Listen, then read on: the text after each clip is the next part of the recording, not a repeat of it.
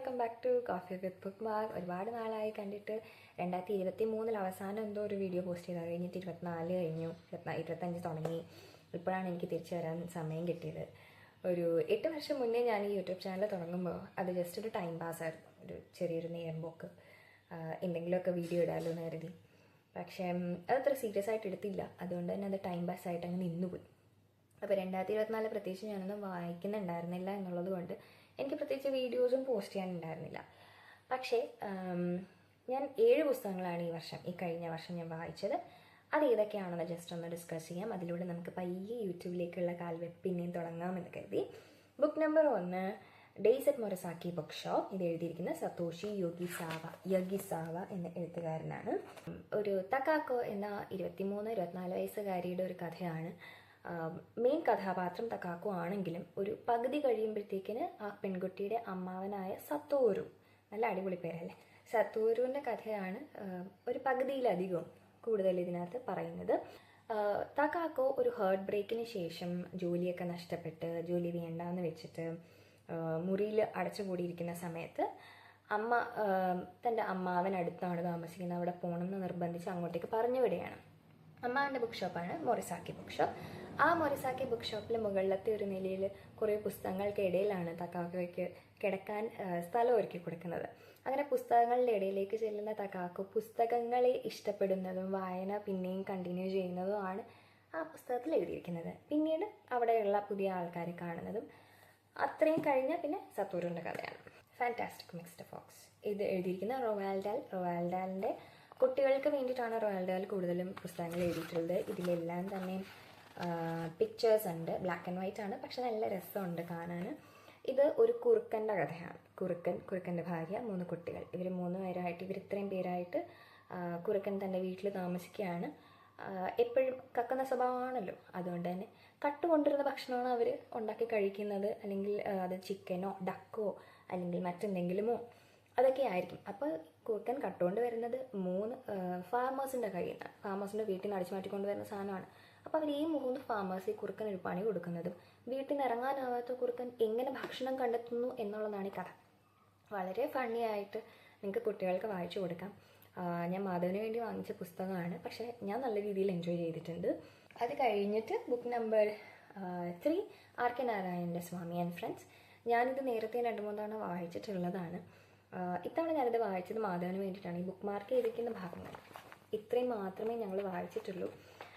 ഈയിടെ മാധവൻ്റെ കുറച്ച് ഇൻട്രസ്റ്റിൽ മാറ്റങ്ങളുണ്ടായി. ലൈക്ക് അവൻ പണ്ട് കൊച്ചുകുട്ടികൾക്ക് മാത്രമുള്ള പുസ്തകങ്ങളായിരുന്നു വാങ്ങിച്ചുകൊണ്ടത്, അത് 5-6 പേജുള്ള എന്തെങ്കിലും ചെറിയ ചെറിയ കഥകളോ. പക്ഷേ പുള്ളി ഈയിടെ വന്നിട്ട് അവൻ ഈ പുസ്തകം വായിക്കണം എന്ന് പറഞ്ഞു.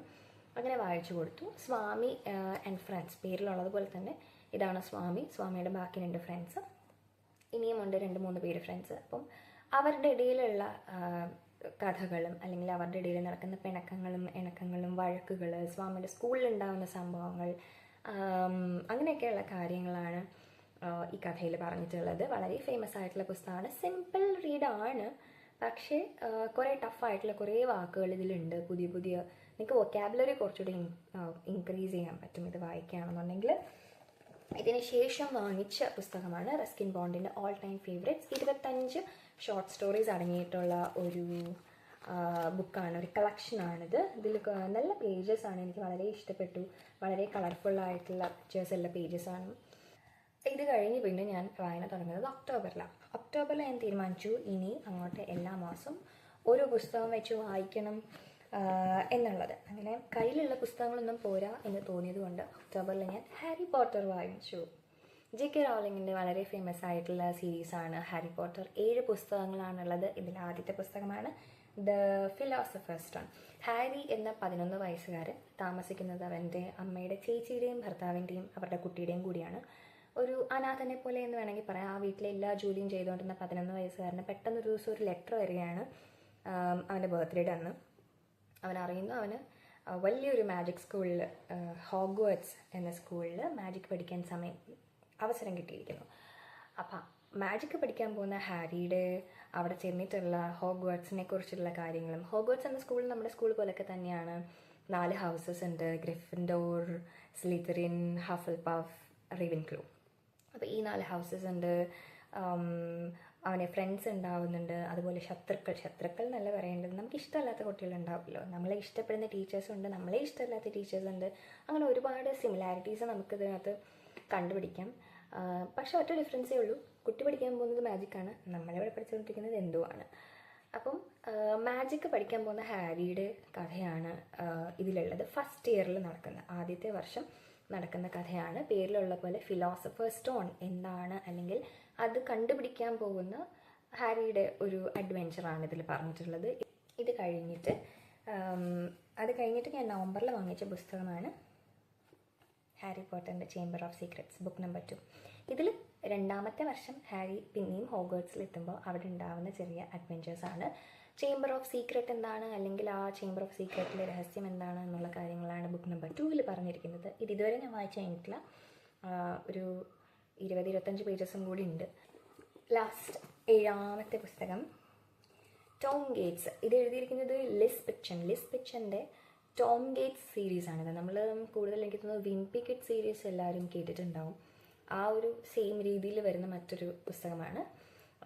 ഇതിൽ ടോം ഗേറ്റ്സ് കുട്ടിയാണ്, ടോം ഗേറ്റ്സിൻ്റെ കഥയാണ്. 5ാം ക്ലാസ്സിൽ പഠിക്കുന്ന കുട്ടിയാണ് ടോം ഗേറ്റ്സ്. ഇതിൻ്റെ ഒരു പ്രത്യേകത, എനിക്ക് കവർ ഭയങ്കരമായിട്ട് ഇഷ്ടപ്പെട്ടു. 20 ബുക്കുകളാണ് ഈ ഒരു സീരീസിലുള്ളത്. ഇതിൽ വളരെ ഇല്ലുസ്ട്രേഷൻസ് ആണ് കൂടുതലുള്ളത്. അവിടെ ഇവിടെ വരയ്ക്കുക, അത് വെട്ടുക, കുത്തി വരയ്ക്കുക, കുഞ്ഞു പിള്ളേർക്ക് ഇഷ്ടപ്പെടും, സ്കൂളിൽ പഠിക്കുന്ന പിള്ളേർക്ക് എല്ലാവർക്കും ഇഷ്ടപ്പെടും. ഇത് വാങ്ങിച്ചു കഴിഞ്ഞപ്പോൾ എനിക്കൊരു സംശയം, ഇത് വായിക്കേണ്ടിയിരുന്നോ എന്ന്. കാരണം ടോം ഗേറ്റ്സ് വളരെ കുരുത്തക്കെട്ട കുട്ടിയാണ്. ക്ലാസ്സിൽ പഠിക്കാനൊന്നും താല്പര്യമില്ല. കോപ്പി അടിക്കാനൊക്കെ ഭയങ്കര ഇഷ്ടമാണ്, വരയ്ക്കാൻ ഭയങ്കര ഇഷ്ടമാണ്. അവനവൻ്റേതായ ബാൻഡുണ്ട്, അവൻ കൂടെയുള്ള കുട്ടികളെ കളിയാക്കാറുണ്ട്. അപ്പോൾ ഇതൊക്കെ വായിച്ചു കൊടുത്തോണ്ടിരുന്നപ്പോൾ എനിക്കൊരു ഡൗട്ട്, ഇത് വായിച്ചു കൊടുക്കേണ്ടിയിരുന്നോ, മാധവൻ ഈ ബുക്ക് ഇപ്പോഴേ വായിക്കാറായോ എന്നുള്ളൊരു ഡൗട്ട് വന്നു. ബട്ട് എന്നാലും എനിക്കത് ശരിയല്ല എന്ന് തോന്നുന്ന കാര്യങ്ങൾ ഞാൻ അത് ചെയ്യരുത്. ടോം ഗേറ്റ്സ് അങ്ങനെ ചെയ്യുന്നത് തെറ്റാണ്. അല്ലെങ്കിൽ കുട്ടികൾ മിസ്റ്റേക്സ് എവിടെയാണ്, നല്ലത് എന്താണ്, അങ്ങനെയുള്ള കാര്യങ്ങൾ നമ്മൾ പറഞ്ഞു കൊടുക്കുക, അതേ ചെയ്യാൻ പറ്റത്തുള്ളൂ. ഇത്രയും പുസ്തകങ്ങളാണ് ഞാൻ വായിച്ചത്. ഇതിൽ വായിച്ച് തീർത്തിട്ടുള്ളത് ആ ഒറ്റ പുസ്തകമുള്ളൂ, ഡേയ്സിറ്റ് മൊറസാക്കിയും അല്ല, 2 പുസ്തകങ്ങളുണ്ട്, ഹാരി പോട്ടറിൻ്റെ ഫിലോസഫേഴ്സ് സ്റ്റോൺ. അപ്പം ഇത്രയും പുസ്തകങ്ങൾ ഞാൻ വായിച്ച് തീർത്തു. ഇനി 2025 12 പുസ്തകങ്ങളാണ് ഞാൻ വായിക്കാൻ തീരുമാനിച്ചിരിക്കുന്നത്. ഓരോ മാസം ഓരോന്ന് വായിക്കാൻ പറ്റും എന്ന് വിശ്വസിക്കുന്നു. എല്ലാവർക്കും പുതുവത്സരാശംസകൾ. എല്ലാവർക്കും സമാധാനമുള്ള ഹെൽത്തി ആയിട്ടുള്ള ഒരു 2025 ആശംസിക്കുന്നു. Thank you.